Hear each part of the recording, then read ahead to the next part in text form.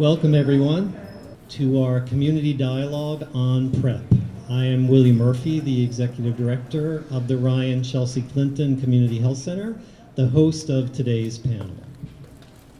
I welcome you on behalf of the board of the Ryan Chelsea Clinton Community Health Center and the board and leadership of the William F. Ryan Community Health Network, the sponsor of today's event. This week is National Health Center Week, and it's appropriate that we commemorate that by hosting an educational event about preventing chronic disease, which is what HIV is now in this country for many, but not for all of us. And that is one of the reasons we were so excited by the governor's announcement of his initiative, Bend the Curve, which aims to stop the epidemic by 2020. And one of our panelists, Mr. O'Connell, will be speaking in more depth about that, but I wanted to acknowledge that that was an amazing, amazing step.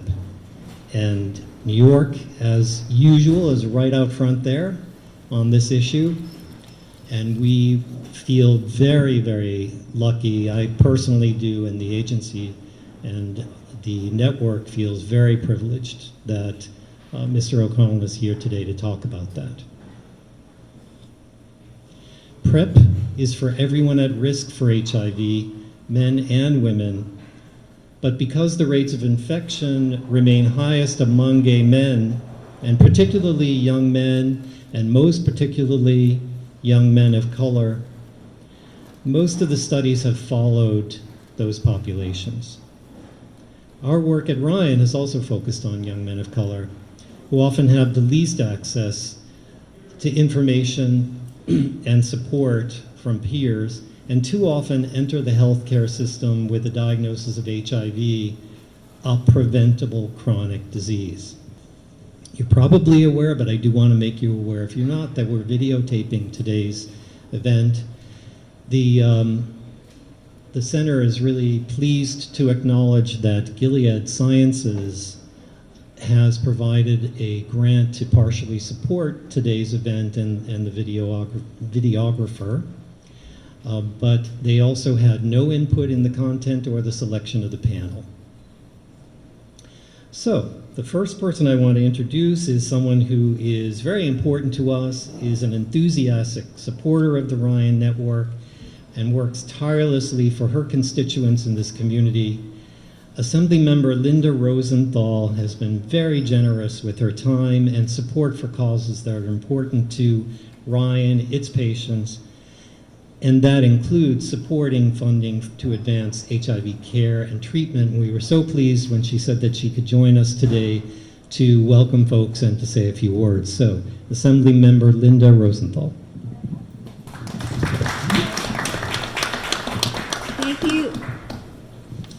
Thank you so much, and thank you for inviting me. I am Assemblymember Linda Rosenthal. I represent the Upper West Side and parts of Hell's Kitchen, luckily this block included.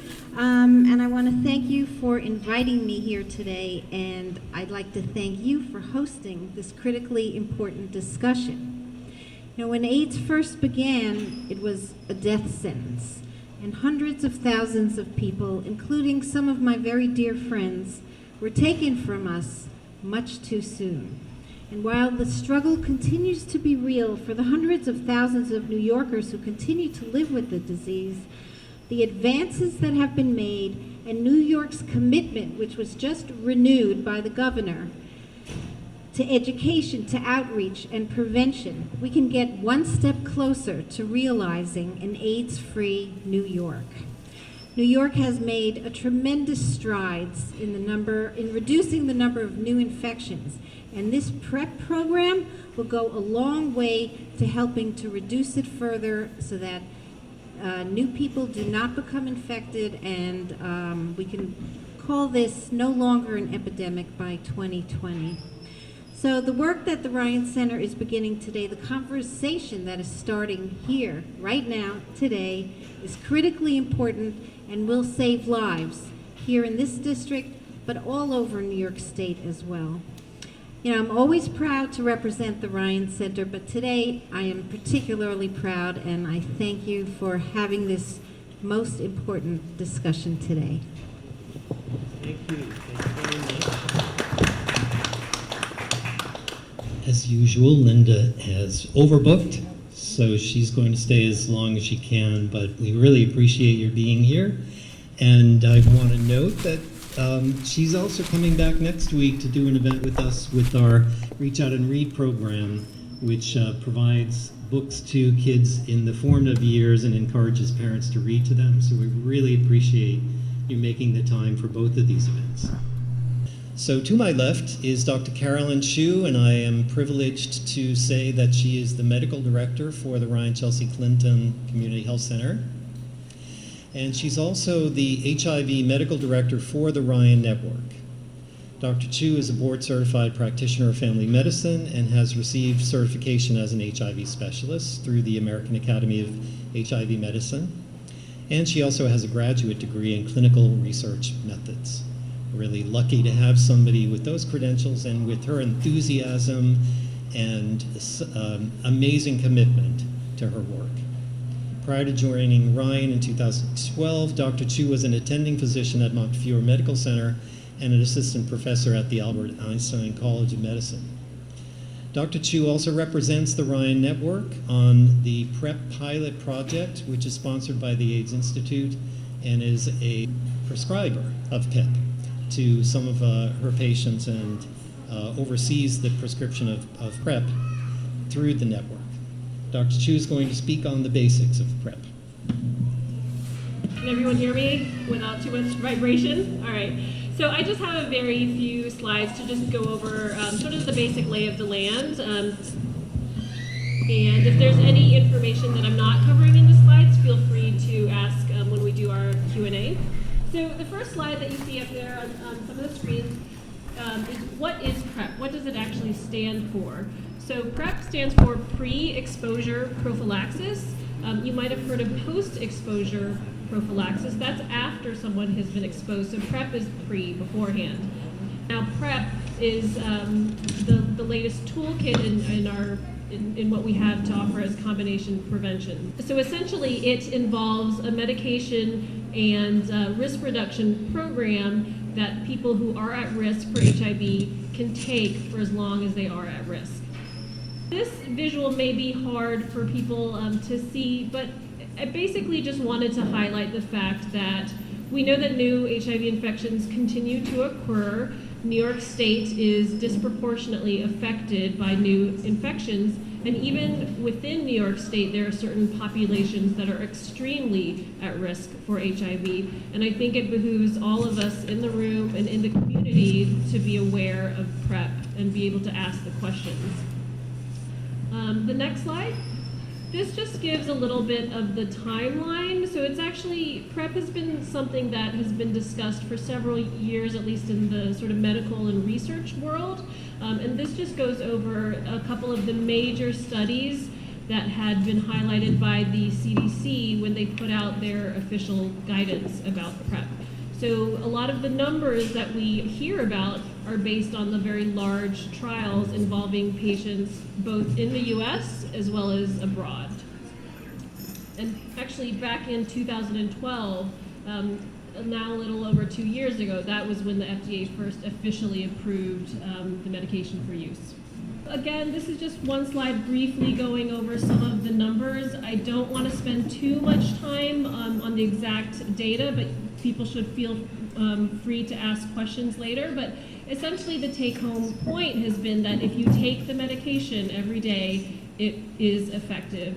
And I think that's been a shared finding from all of the research studies that have looked at the medication.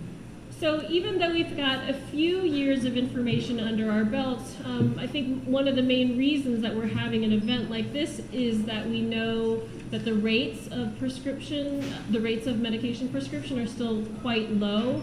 And I think it's important, definitely for me as a provider, to understand what patients are thinking about so that I can counsel them appropriately, give them the information that people want in order to make sure that if someone does want to be on the medication, that that we can provide the care that they need. The medication PrEP that we're talking about really is for anyone who is at risk for infection. This is along all gender lines, along any type of risk category that people might be identified with, whether it's through heterosexual intercourse or through drug use. The studies have been done on all patient populations, and that's why the medication has been approved for use in all groups, really. The main concerns I think that medical personnel have is that before patients start the medication, they need to be aware of their HIV status, and there are also basic labs that should be done before someone starts taking the medication and then at regular intervals after someone has started taking it. Next slide. So some of the issues that may come up and that we hope will come up in today's conversation are questions that people have about side effects, how to take the medication, what is the long-term plan for someone who might be a candidate for this medication, and just what's the dialogue that is going on in communities. Again, as a medical provider, I think it's so imperative that we know what patients are questioning in order to be able to provide good care. Thanks a lot, Carolyn. I want to remind everybody that we will have time for questions and answers later. Before I make the introduction of our next guest, I also want to remind people that there'll be time after our presentation for us to mingle as friends and have a little refreshment. Mr. Dan O'Connell is the director of the New York State Department of Health AIDS Institute. Over the past 27 years, he served in a variety of positions within the Institute, including the AIDS Drug Assistance Program, the Substance Abuse Initiative, and the Bureau of HIV Counseling and Testing, and the Division of HIV Prevention. Just prior to being appointed as the AIDS Institute director in 2013, Dan was the Institute's Deputy Director for HIV, STD, and Hepatitis C prevention and epidemiology, where he oversaw initiatives for LGBT and drug user health. As director, Dan is responsible for overall institute-wide management and policy development. He has recently led efforts to implement New York's revised HIV and surveillance law, as well as both the HIV and hepatitis C testing laws, enact a comprehensive modernization of the state's STD control statute, and facilitate initial discussions and planning that resulted in a governor-endorsed effort to bring HIV below epidemic levels in New York State by 2020, which is the Bend the Curve initiative, which I spoke of earlier. In addition, he chairs the New York State's Interagency Task Force on HIV/AIDS, is an executive committee member of the National Alliance of State and Territorial AIDS Directors, and has been an invited presenter at numerous meetings nationwide, including the Presidential Advisory Council on HIV/AIDS. Dan's work in hepatitis was recently recognized by the White House during its Hepatitis Day awareness initiative. And I want to mention that it's so important to us as members of New York State, as citizens of New York State, and as people getting services in New York State, that Dan is in the position he's in, and that we have an institution such as the AIDS Institute, keeping us at the leading edge of HIV care and treatment, and making sure that the epicenter of the epidemic in the United States gets the attention and the support it needs from the federal government. Without further ado, Mr. O'Connell.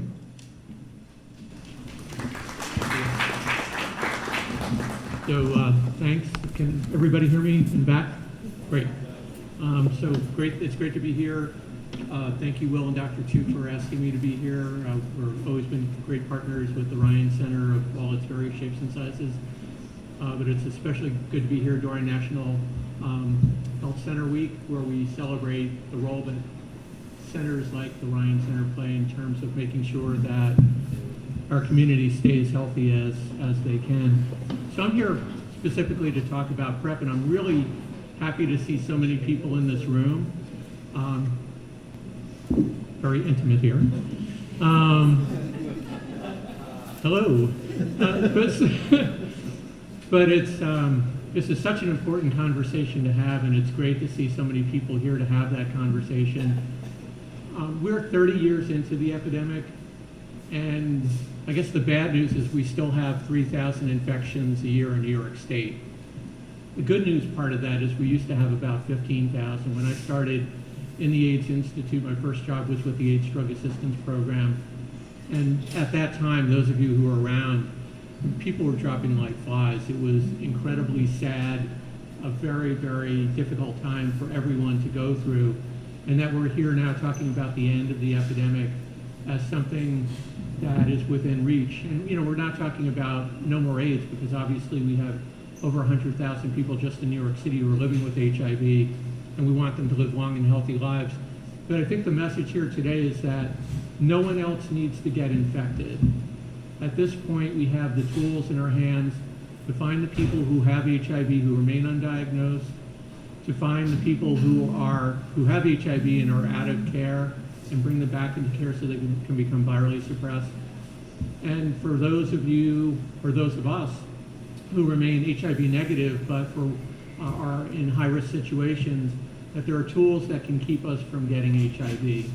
So, as was mentioned, the other part of this is that when we think about HIV in New York State, it's not one size fits all. It's not every population is being impacted equally.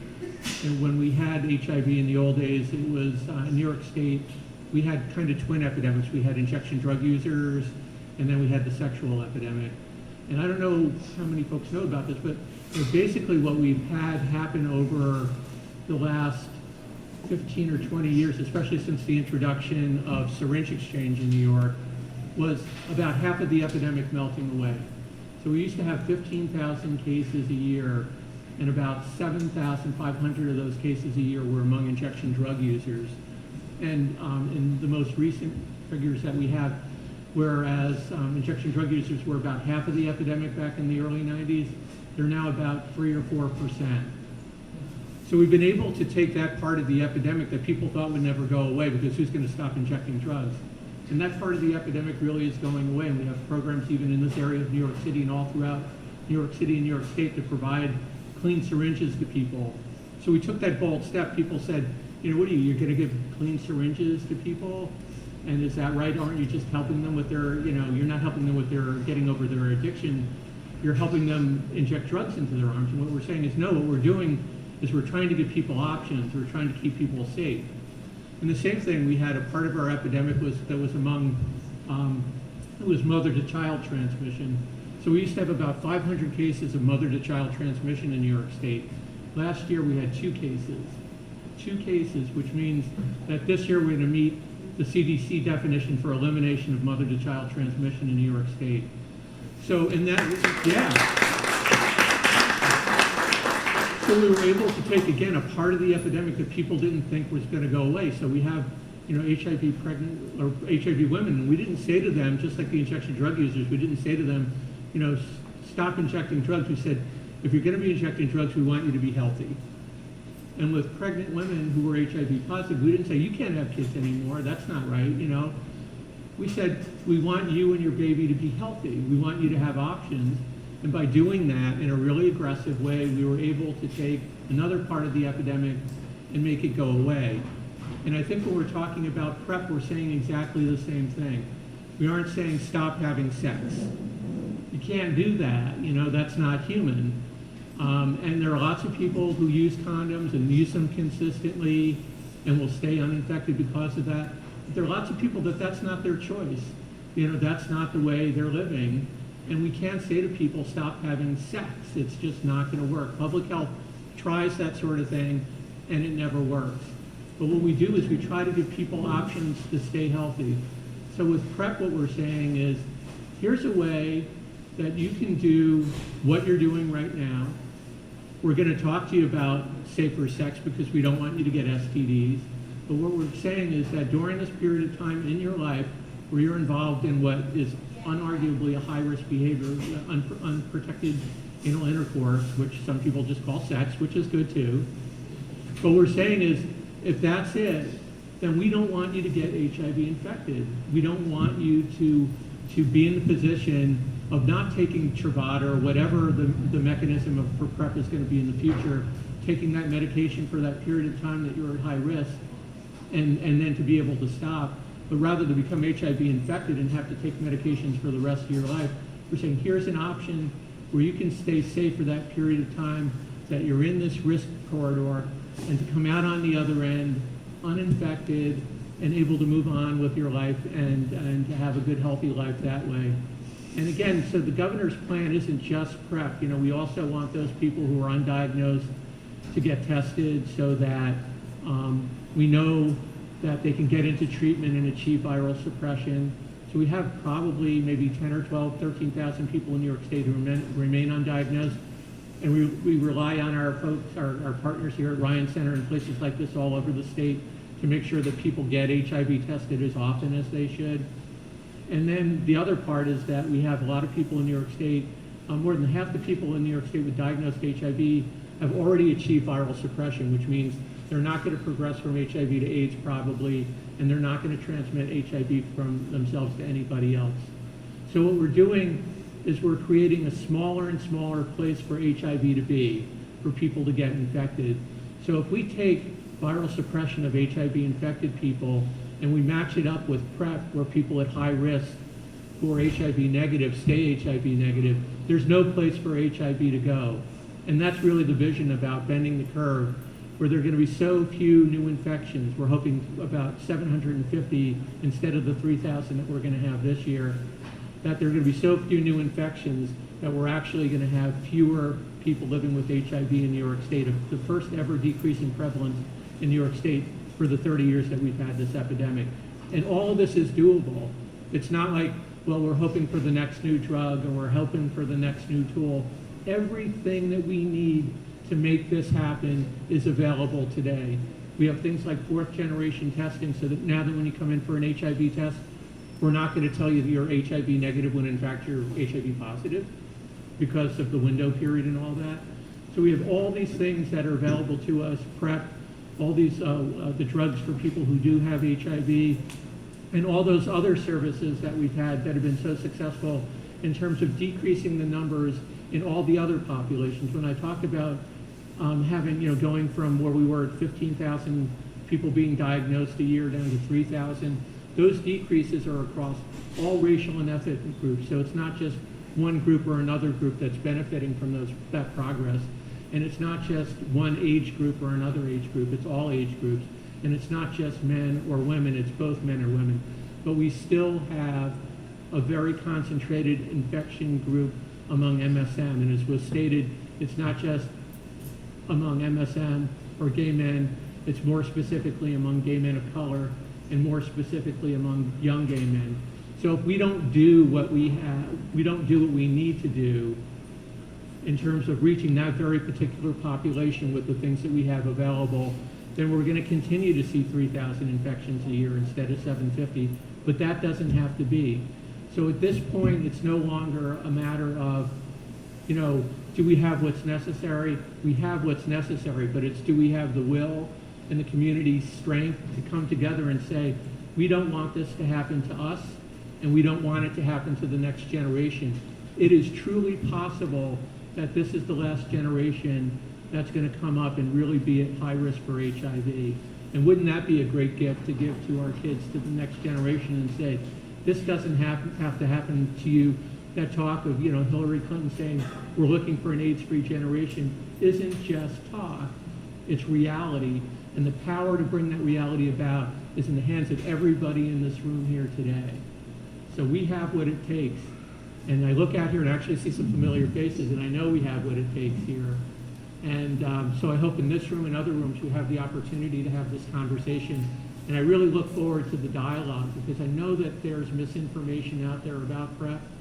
I know that people think I'm going to have to be on it for life, or if I take it, if I ever do become HIV infected, I'm not going to be as able to fight off the disease or things like that. Or if I miss a dose, I'm going to get HIV infected. None of that's true. And not only is it like that's not true about this particular version of PrEP, but there are new drugs that are going to be coming out down the line There's work right now on drugs where you would only have to take an injection once a month, or maybe even once every 3 months. So questions about adherence can go away as well. But we don't have to wait for that. We have a really good tool now, 90% effective, over 90% effective, for those who take it consistently. And again, consistently isn't every single day, but you have to get into the mood of taking it every day so that you don't become complacent and wind up getting infected. But again, I just want to leave you with a message of hope. We aren't where we were. Again, I've been doing this for 27 years, and I remember what it was like, and I see some people here who also remember what that was like. But that's not a reality here today. And if we don't embrace the reality here today and say that we're going to do this, then it's nobody's fault but our own. So thank you. Thank you, Dan. I just want to note what a great crowd we have today. Really, a lot of people here, as Dan mentioned, he recognizes some folks, a lot of people who've been putting a lot of time and parts of their lives into this effort, and it's great to hear a message of hope. And I think I speak for everybody here in saying, yes, we do have the will to do this, and we can make this happen. It's really it's a tremendous development in the struggle against HIV. Let me introduce our next panelist and also ask all of our panelists to try to speak louder because we're having some trouble hearing in the back rows.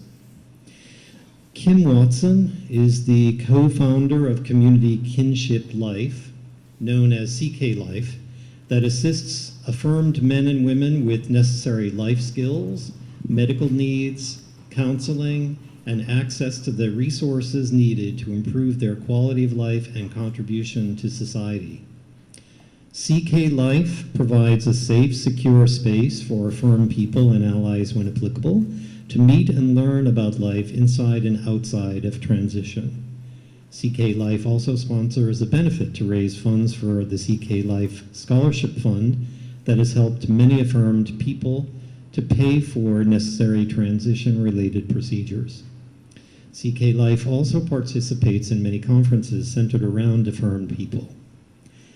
CK Life has set a precedent for nonprofit organizations that assist affirmed people, and people from across the United States and the world have benefited greatly from the advocacy of Kim Watson and the CK Life organization. We're really proud to have you here today. Thank you for joining the panel.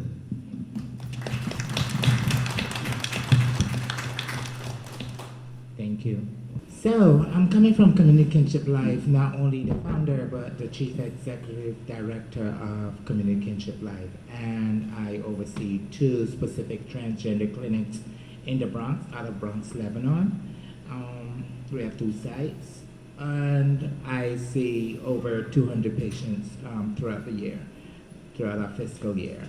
And just to top it off and plug it in, I'm doing this out of personal monies. I haven't got any money from the government or any private fundings. I do this from fundraising and donations that come in from my members. So there's no grants, there's nothing. And I've founded the organization since 2007. So this is my 5th year, 6 years going into.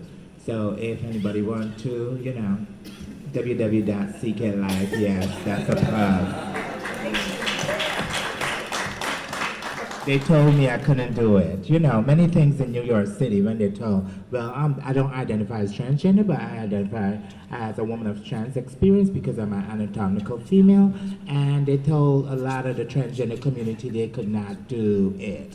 So I'm just one of the prime examples here in New York City and around the world that I said, just like Obama, yes, we can.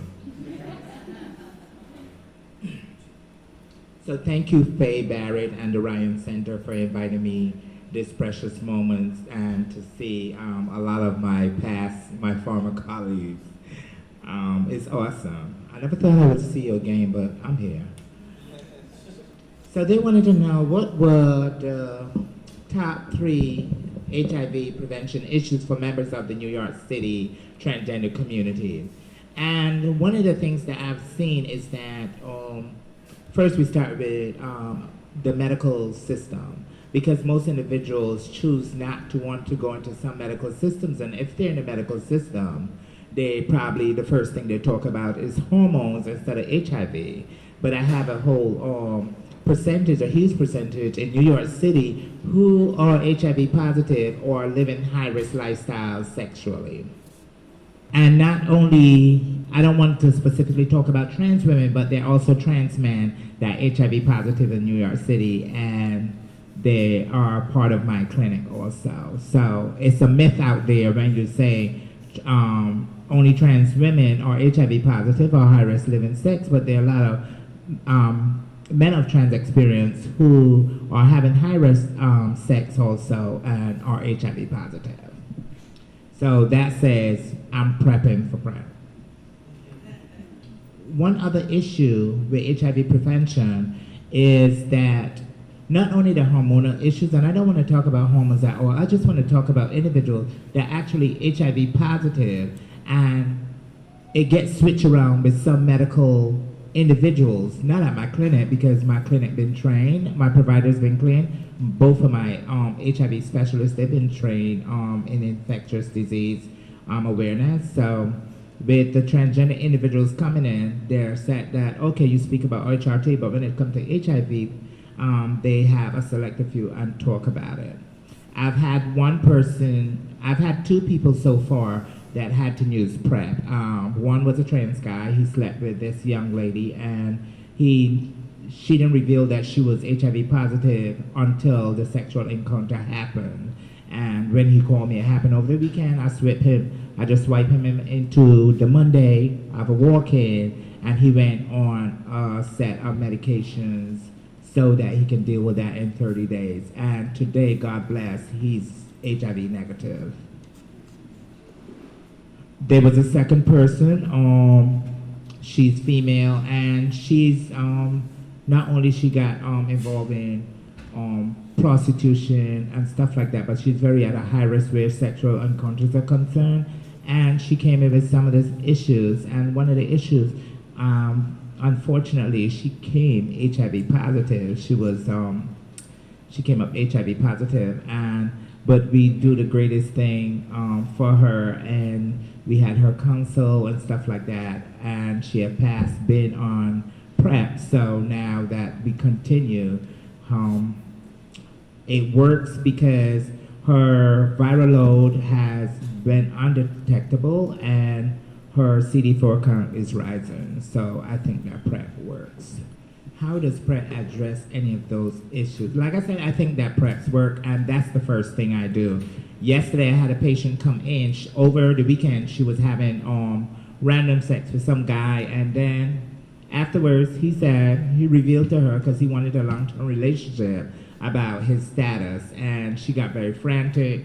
I've been having calls and texts and everything. Sleepless nights to just hear her vent in my ears how scared she was. And then yesterday she came in, I counseled her and stuff like that, and got her immediately into the doctor. So they did a test, and Thursday, tomorrow, she's gonna go back and find out what's exactly, if she needs this medication or not. So I think that's a good avenue, and I am prepping for it. Are there obstacles to getting people access to PrEP that are specified to transgender population? It could be pulling teeth, because there's some people that don't want to. Transgender individuals don't want anyone to know, not even that they're HIV positive. And because sometimes, like when they go into counseling, and had not for CK Life having a trans-specific clinic, and I know there's other clinics out there that have been before us, but they're still using the old tool where gender is concerned. I'm putting them now as male, I'm putting it in the MSM section. You know, I love my gay guys, and I love the MSMs and stuff like that. You're my allies. But at the same time, we have to train these individuals in these clinics to understand that transgender individuals are not men that sleep with men. Do I believe that PrEP could lead to an increase in high-risk behavior?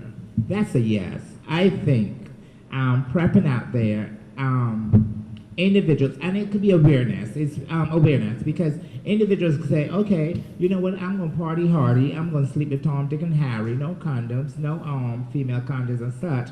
And then, you know what, let me call CK Life and go, or let me call the immediate clinic and go and get PrEP. You understand? And I don't think that's the way we want the population to go. And I will continue speaking awareness because I don't need my population to do that. I need them to cut down on those high-risk sexual behaviors so that they can stay as healthy as possible and not come in and then continue living. A lot of people think that HIV is death sentence. No, it's not a death sentence, but it's the stress that kills you. And I think that a person hanging out there partying all night and then come in thinking that they've slept with someone or unknowingly that they've slept with someone that's HIV positive, that means that they start to build stress, and then they have to get a therapist, and then they might be scared to go to the therapist. And you know, it's a lot of healing around it, which is something that I do with my women. I do healing our women. So the trauma and everything starts to sink in which that it becomes like it's a whole struggle for them to have all this built up stress, and then they're carrying it, and it's another life within a life. So I think that PrEP is where we work. So we're prepping for PrEP. All right. Absolutely. Thank you. Well, again, we will have time for questions of all of our panelists later. I want to introduce Jacob Levine. He's a computer programmer and entrepreneur. He focuses on the technology needs of choirs and other community-based performing arts organizations. Outside of work, he sings with the New York City Gay Men's Chorus and volunteers for the Trevor Project, both organizations he's been involved with since moving to New York City 3 years ago. Kudos to you. He's also been taking PrEP since April of this year, and he kindly offered to share some of his insights and perspectives with us. Thank you so much for the introduction.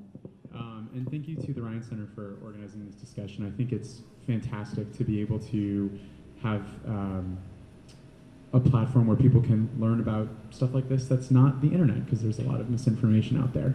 Also, if I'm talking too quietly, please don't hesitate to go like that, and I'll try. Oh, okay, already. I'm guilty of that. All right, I'll speak a little bit louder then.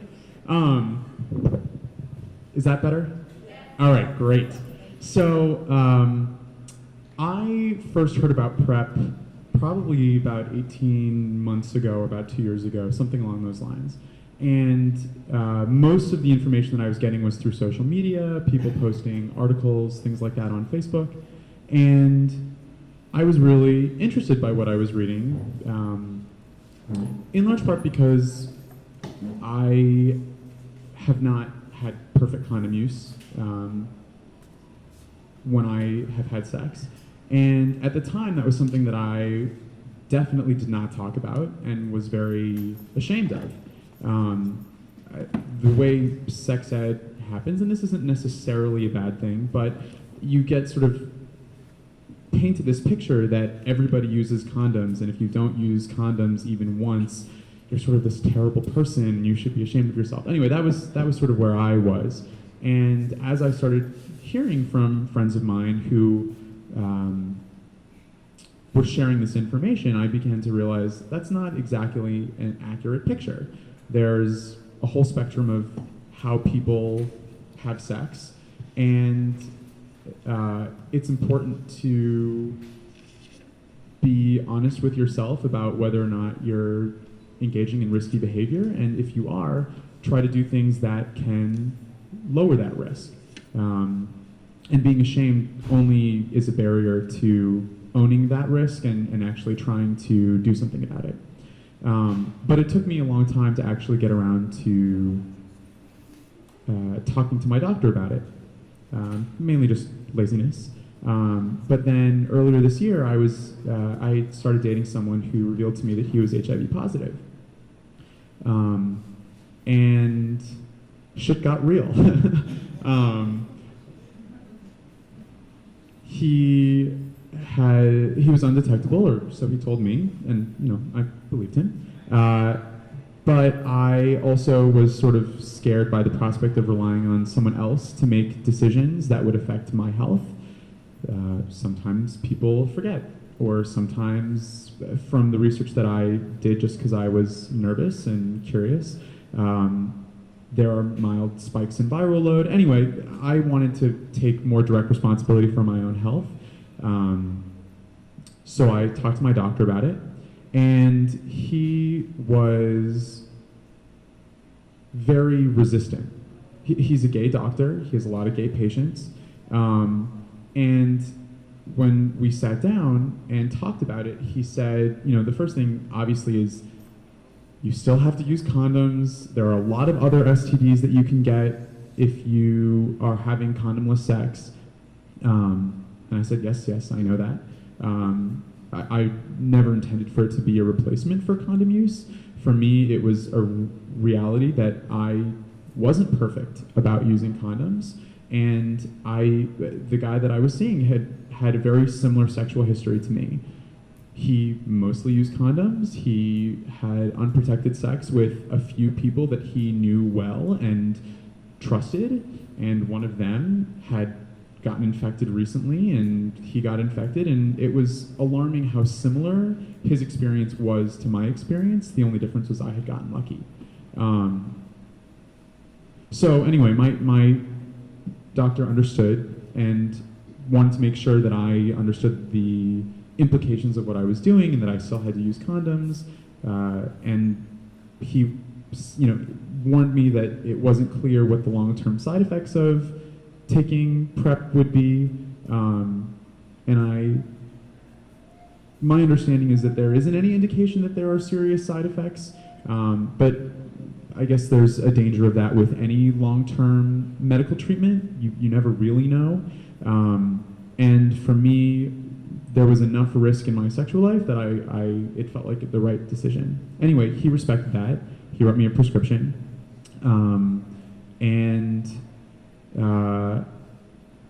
In terms of payment, fortunately my health insurance covers most of it. There was a $15 deductible. And about a month into my use of PrEP, a friend of mine posted on Facebook that he had just started a copay assistance program, I believe through Gilead, and I investigated, and so now my copay is effectively zero. It's great. They cover up to $200 a month for those of you who are interested. And talk to me, I can give you more information afterwards if you want. Other than that, since April, I'm no longer seeing that guy. Oh well. But I stayed on PrEP because I think it's the right thing to do for me. And I've had some interesting conversations over the last 6 months or so with friends of mine, sometimes in person and sometimes through social media. There have been a number of friends who have expressed a lack of understanding for why people would use PrEP.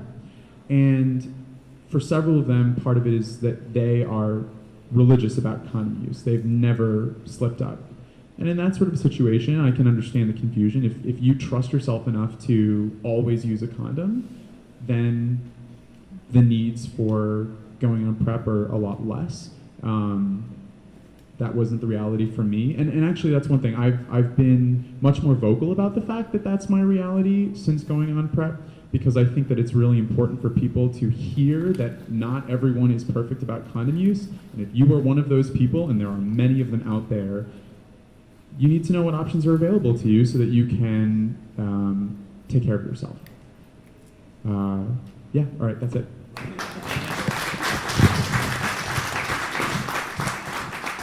Thank you so much, Jacob. And there will be time after the formal panel discussion for people to meet and share refreshments, as I mentioned earlier. I want to introduce our final panelist, after which we will take some questions from the audience. Michelle Green, to my left, is a self-described 26-year-old African-American female with a previous history in the Department of Correction. Following a long battle with drug addiction from age 14 to 20 and a history of sex work, Ms. Green rehabilitated her lifestyle, obtaining her GED in 2010, then moving on to pursue a degree in business administration, all while staying true to herself by taking care of her medical needs and volunteering her time in the community. Ms. Green worked at Harlem United, where she got her first taste of HIV prevention work as an outreach peer, and then she moved on to the citywide harm reduction program, now known as Boom Health, where she graduated from the peer program. Ms. Green currently volunteers with Community Kinship Life alongside founder Kim Watson. CK Life is one of her favorite organizations because of its devoted care to the health and well-being of individuals in the trans community. Ms. Green is a proud alumnus of Exponents Arrive Cycle 104 and is hoping to pursue and obtain a credentialed alcohol and substance abuse counselor certificate. And I want to welcome you and thank you for sharing your story with us today.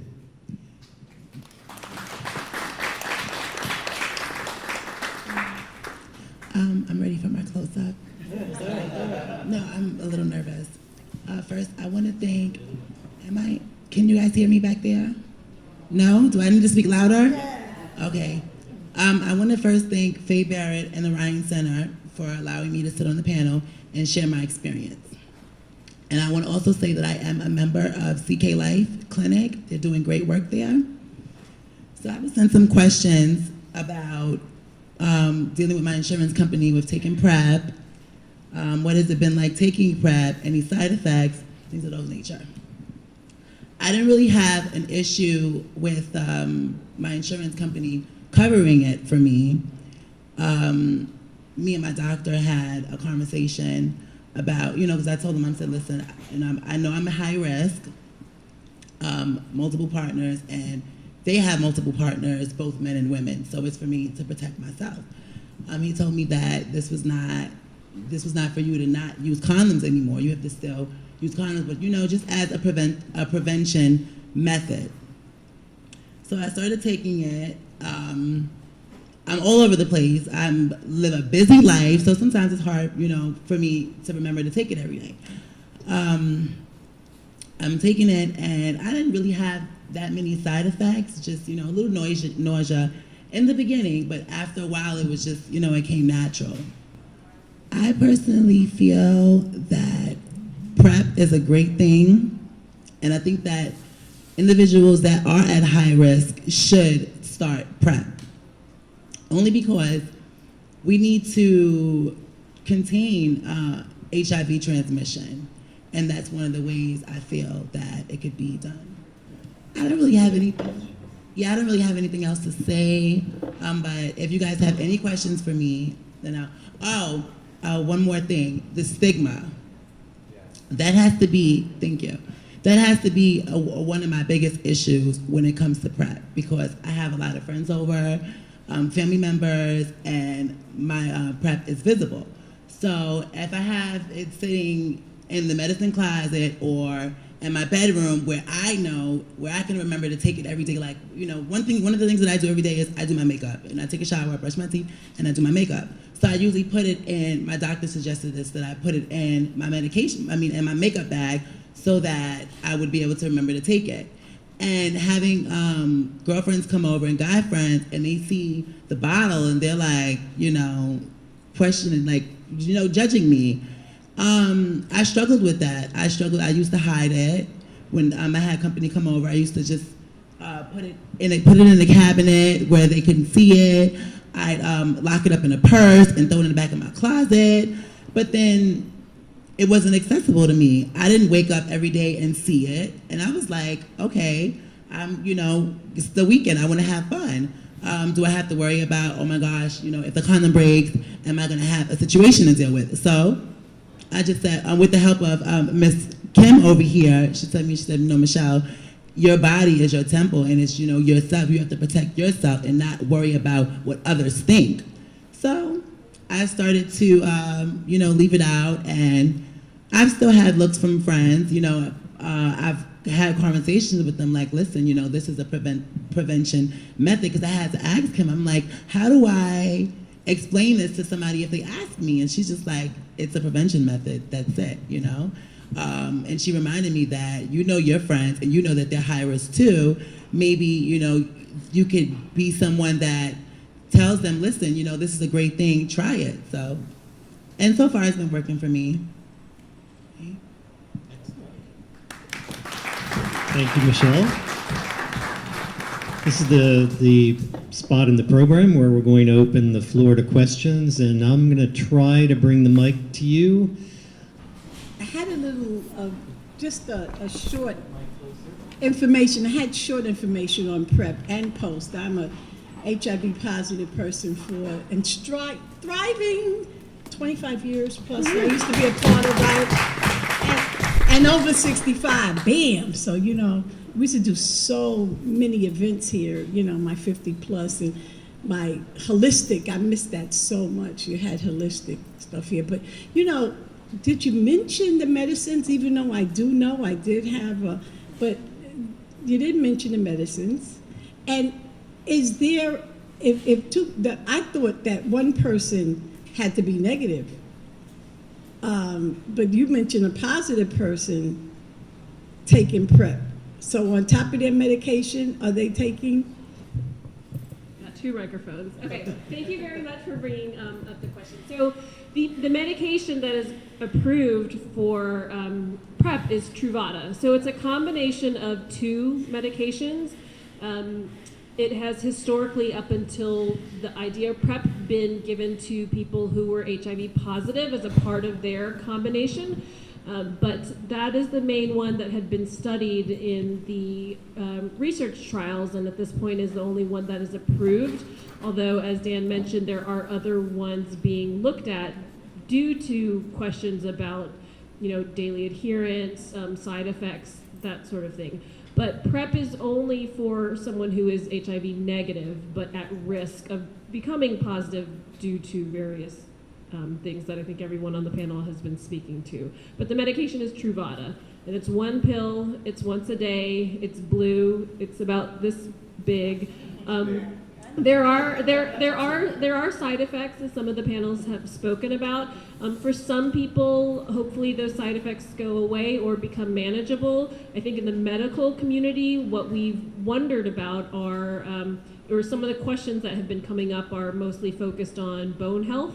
But at this point, really, I don't think that we have any compelling data to say that someone who takes this medication for a long time is going to develop weak bones. I mean, there are many, many risks for osteoporosis or osteopenia, and this medication compared to other ones, we don't think it's going to be very significant. Hi. So first of all, thank you. I thought that your honesty was really refreshing, and I really appreciate your stories, and thank you for that. My question, I guess, was really for Dan. One of the most disenfranchised populations when it comes to HIV and even Hep C are those who are incarcerated in prison. What are the plans for offering rapid Hep C testing inside prisons, especially by CBOs working in prisons that have more of a relationship with the prisoners and able to get more individuals wanting to get tested, know the status? All right, so that is a different kind of question. So that's Hep C in prison? Yes. All right, so not PrEP. The New York State has a law that requires that all people between the ages, all people in the baby boomer cohort be offered HCV testing, and the prisons are included in that requirement.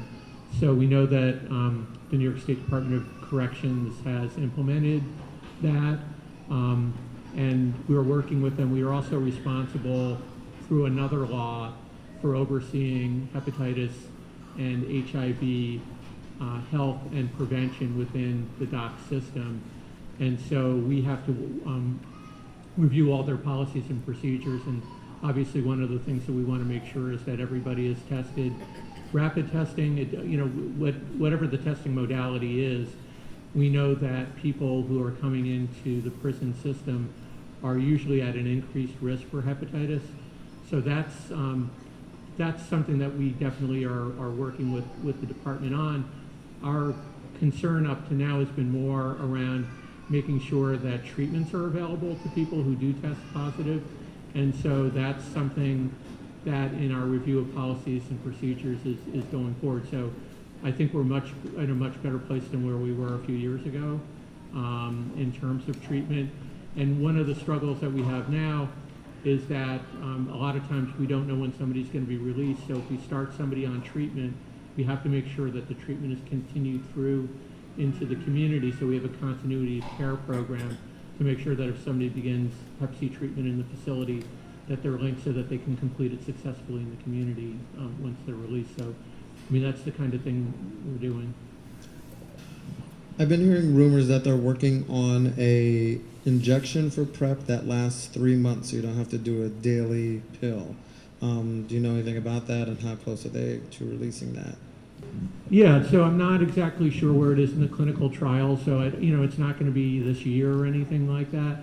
But it's so when I talk about PrEP, I bring people back to where we were with AZT in the early days of HIV treatment. That what we had was one medication, and I think that PrEP is certainly much more successful with doing what it's supposed to do than ACT was in terms of doing what it was supposed to do way back in the 80s. But there may be people who are waiting for a better thing to come along.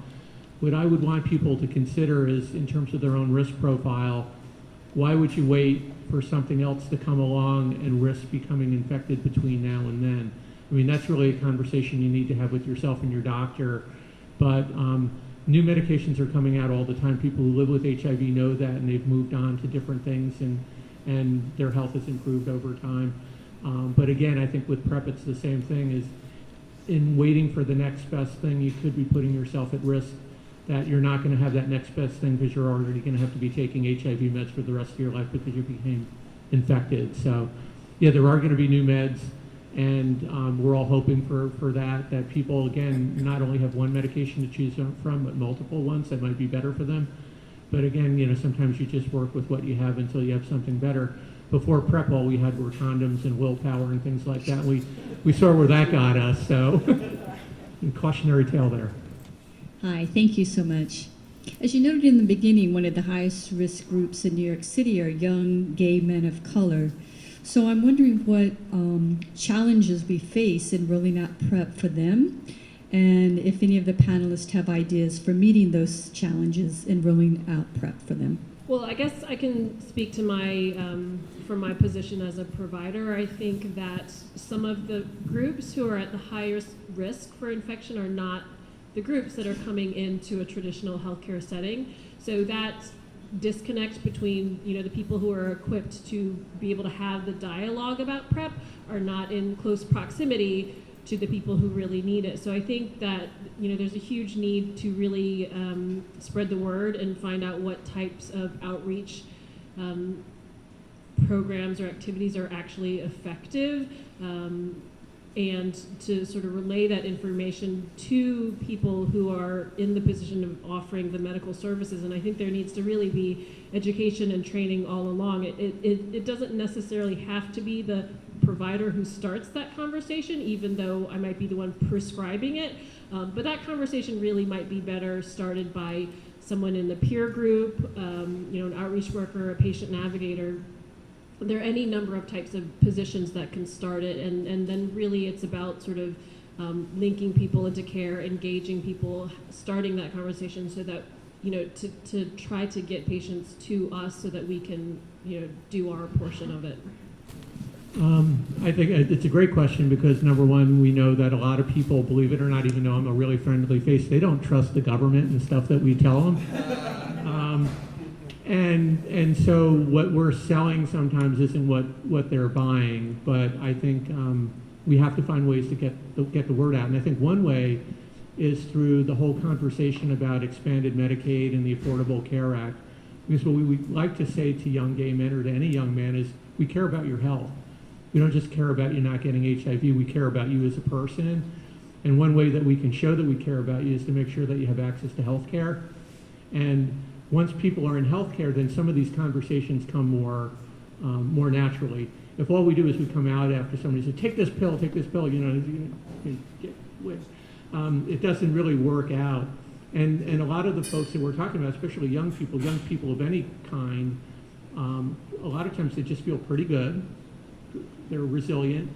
And so the last thing they want to do is to have someone talking to them about, taking pills and stuff like that. So these are not traditionally people who show up for healthcare unless they're hurt, because they can shake pretty much anything else off.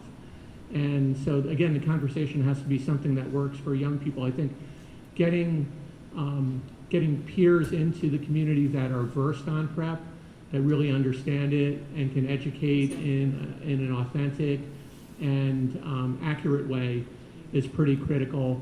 And then again, demonstrating that we have a genuine care for those folks and offering them the other services that they need and making sure that they have access to good health care anyway would be a big step forward. Hi, my name is Tamara, and my question is, yes, the rate of infection in Black African women are on the rise as well, right? So when, say, like for me, like I'm HIV positive, right? And my partner is negative. So my regimen is Truvada, Norvir, and Rayataz. So he's taking Truvada. What if he's not adherent to that regimen? Would that like affect me? Like if it was a slip up or something, and would that affect me? Like would that make me resistant to my own medication and my, because Truvada's in my regimen? Because that's scary. Right. So no, you would not be, your health would not be affected if your partner who was on Truvada was not taking it. And there are many factors, but essentially the answer is no. You would not be. Okay. Yeah.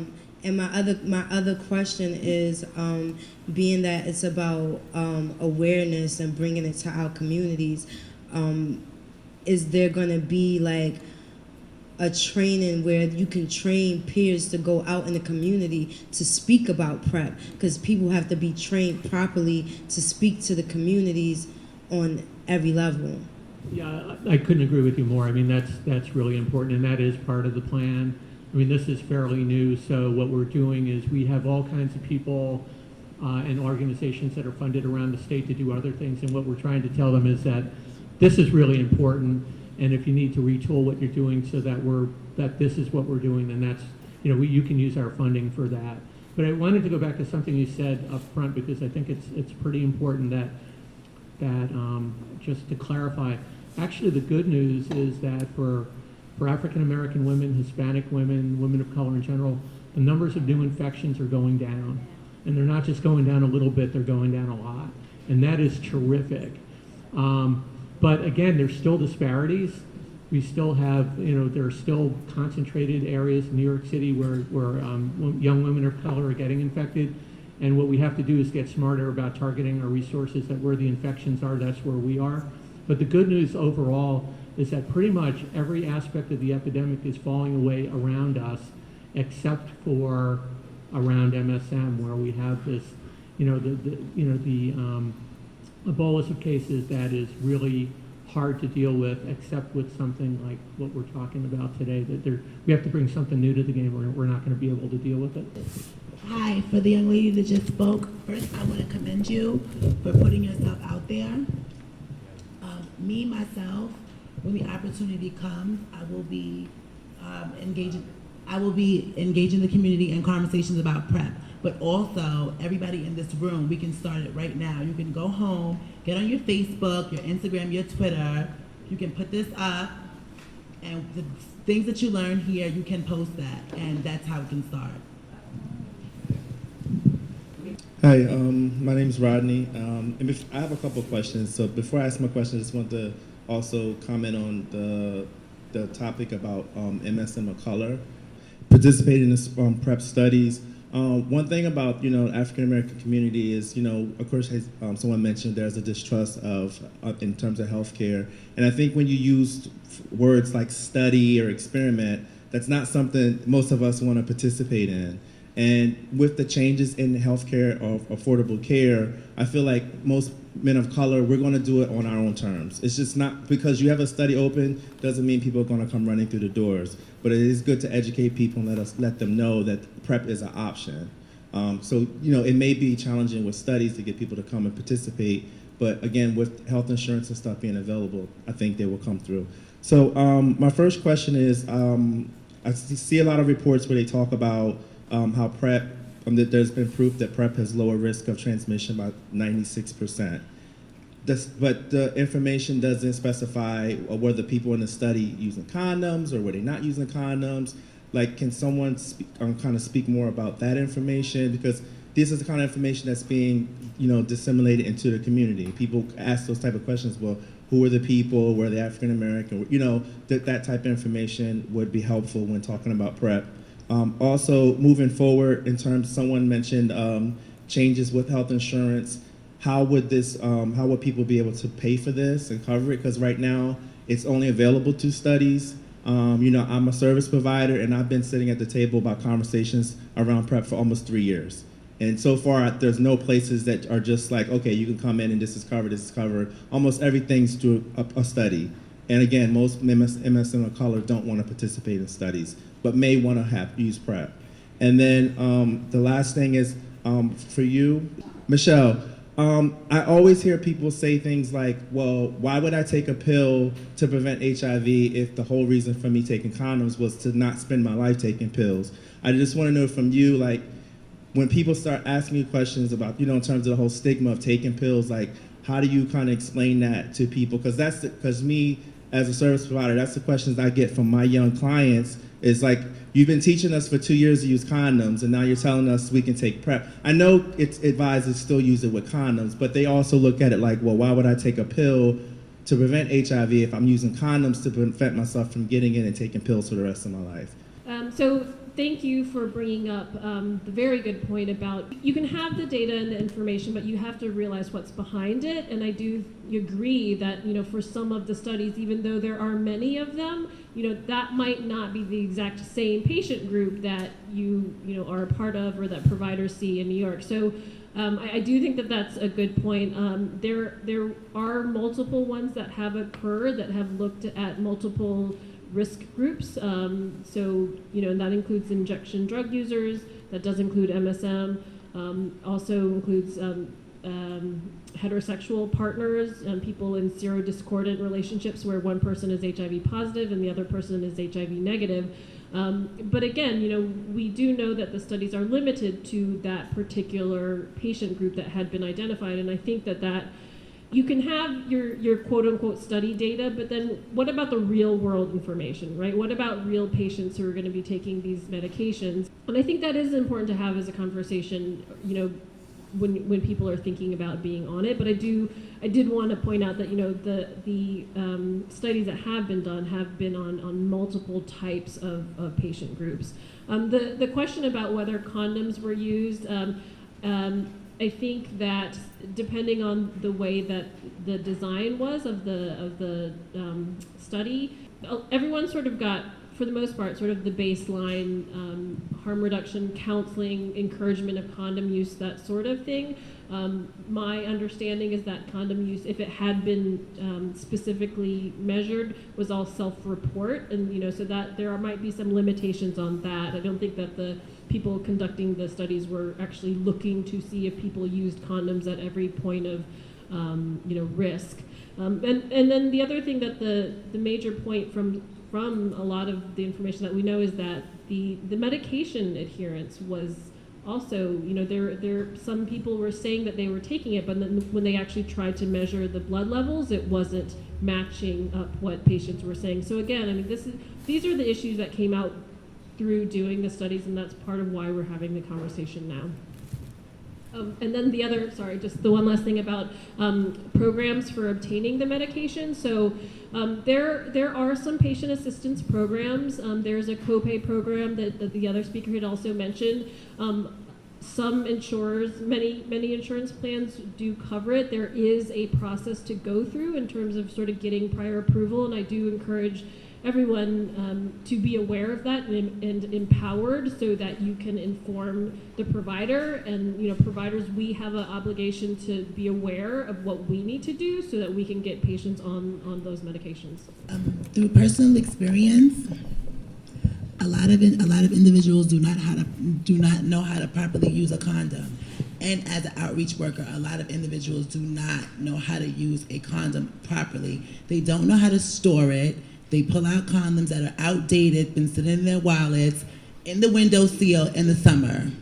So for me, individuals that I sleep with, not all the time I have condoms, so I may say to my partner, hey, do you have a condom? And they pull one out.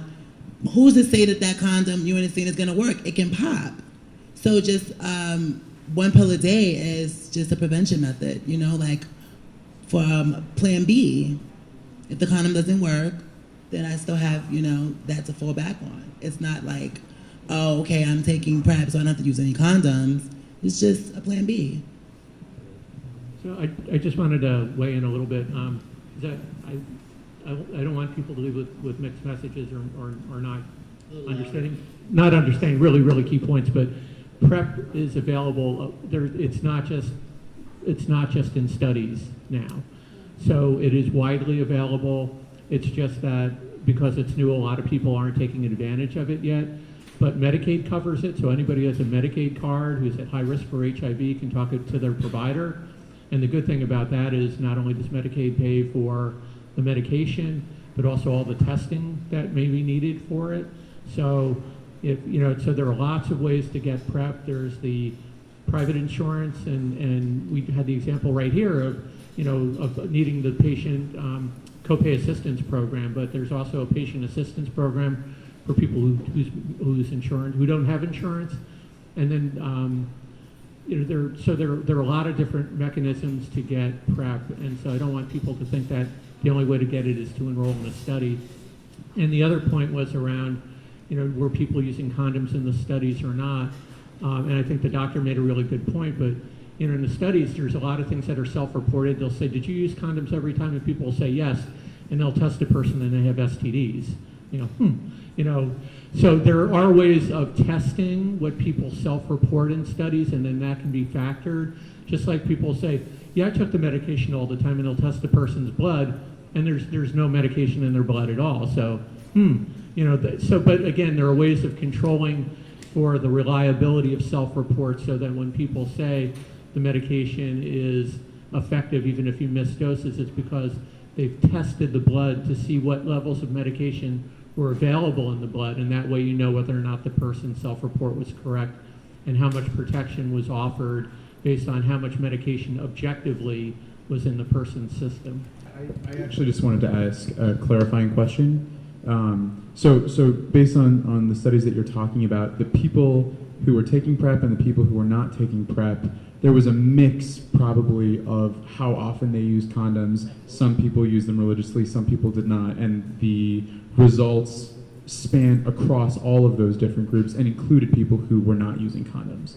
Okay. Thanks. They're people like everybody else, so some people do really good with condoms and some people don't do so good, and there's a lot of variation in the middle, but the medication was effective one way or the other. It's a great dialogue, and I really appreciate everybody's participation. I'm going to have to say that we can only take one or two more questions, so I've already got two people with their hands up. So here you go. Thank you, everyone. I actually have more of a comment than a question. I want to thank the panel. I want to thank the Ryan Center. My name is Johnny Benjamin, and I work with the Lower East Side Harm Reduction Center. I've had the pleasure of working with the Ryan Center for almost exactly a year this September.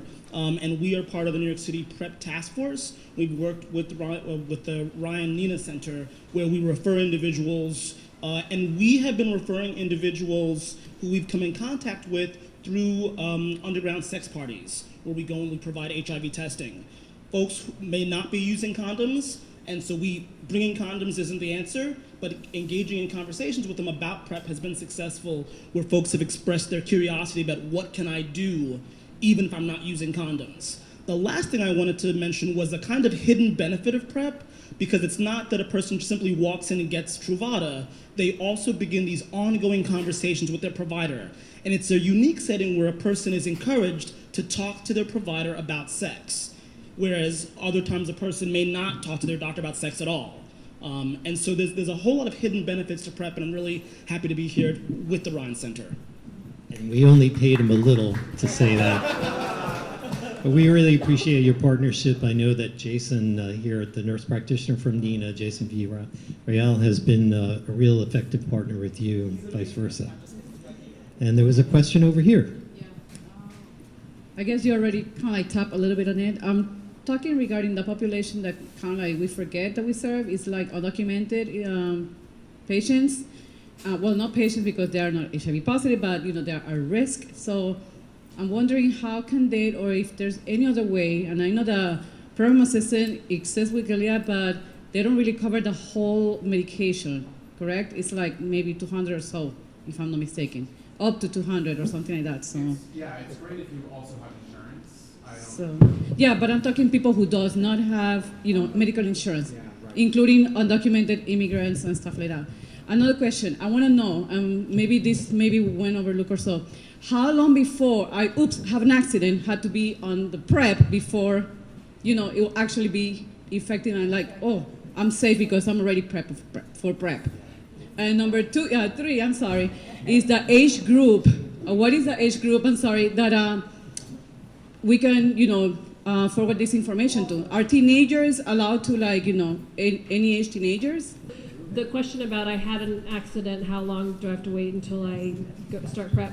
So that situation actually just came up recently with one of the patients here.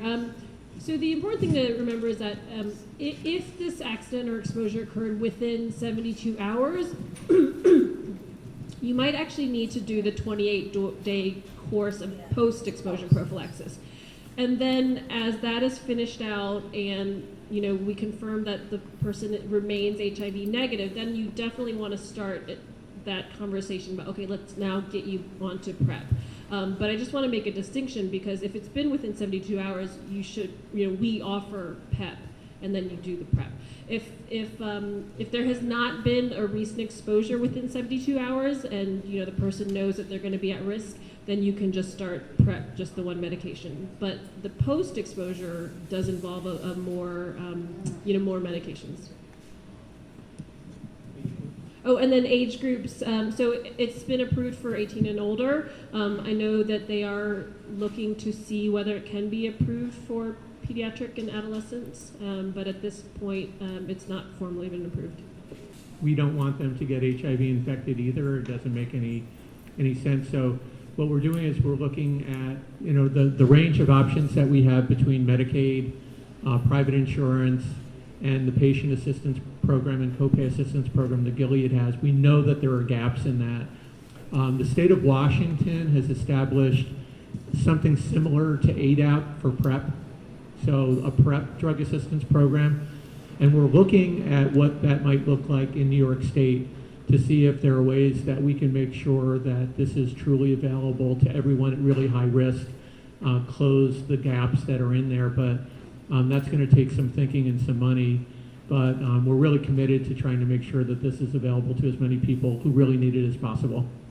As a follow-up question to that, Dan, you kind of anticipated, but the question from the floor was what sort of financial commitment is the state putting behind the initiative, and can you say anything about when that's going to, I know some things have rolled out already, but what the timeline is for that? Right, so, I mean, That's to the entire program, not just to your ADAP for PrEP. right. What are you going to spend on outreach? What are you going to spend on education, doctors, clients, across the board? Are you Duncan? Hi, I read you a lot, so. I always like to lead with numbers. Yeah. So, I mean, the thing to remember when you're looking at New York State as opposed to most of the rest of the country, we have a very generous allotment of state funds. So we're not like when the governor's announcement was made, there was the figure thrown out of that there was going to be $5 million of additional funds made available for launching what the governor had promoted.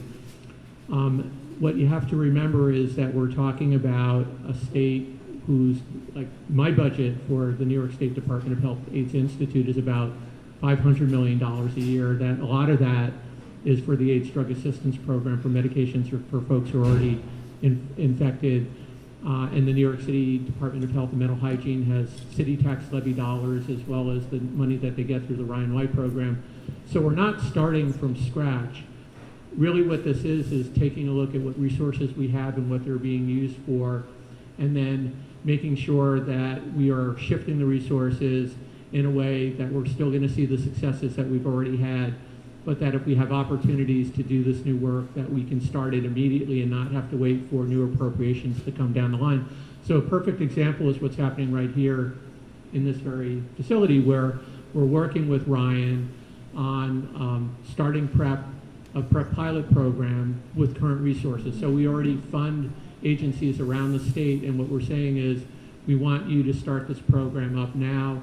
And then as we are able to reconfigure our portfolio down the line, we can be supporting the three arms of the governor's study, or three arms of the government, or the governor's plan more specifically. But right now, we have what we have because the announcement was made after budget time. But there is the commitment that was made that we're going to be looking at this as a high priority for the next budget cycle. And I know we had the Assemblywoman here earlier on, and we've heard that a lot of folks are interested in what the governor announced and really making it possible for us to achieve what the governor said we would achieve by 2020. But we aren't starting from square one. This isn't one of those states where there's no state contribution for HIV services. Our state legislature and governor put in over $100 million of our own state resources every year towards this. So the question is, to me as a manager and to everyone else, are we doing what we should be doing in the most impactful way every day? And so there are things that we have already started to do, and we're going to be talking about those as we go forward in terms of things that we've already started up. These PrEP pilots are one of them, and other initiatives that are coming down the pike even before the new legislative session would start. I really, really want to thank the entire panel. I ask you to give them a round of applause for a very, very informative and comprehensive look at PrEP. Certainly one of the first events that we'll be hosting on the issue. And as we look around the city and we talk with our collaborating and partner agencies, we know that there are educational events like this in every community that could benefit from PrEP and from promoting PrEP for people at risk. So now we've got some time. It's at the end of the program. We invite you to enjoy some refreshments here and to meet the panelists informally. Thank you all so much for coming today. Yeah, but it's like, I'm asking more than